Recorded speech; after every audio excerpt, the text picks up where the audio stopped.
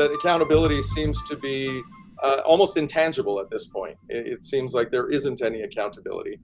There is a problem. There's an accountability issue. There's a transparency issue. The past two administrations have been closed session almost every council. The mayor, the material being discussed is too sensitive, that the mayor can then, in conjunction with the CAO, move it to a closed session. A mayor is not supposed to have more or less of a vote than anyone else at the table.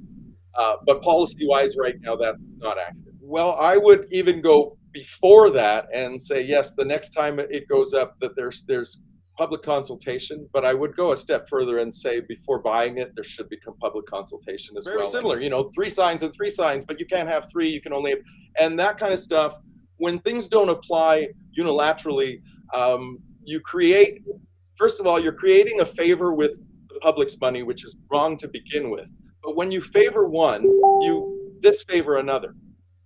And that in itself is the creation of division.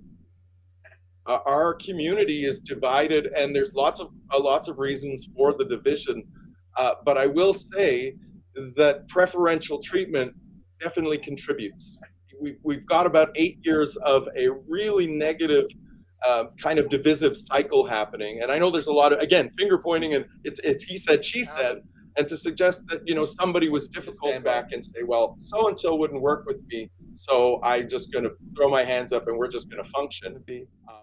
Right now, we dropped the ball in terms of looking at environmental and climate options, because I think it was a little bit short-sighted to pull the pre-wire. I personally think that it should have been solar paneled right away.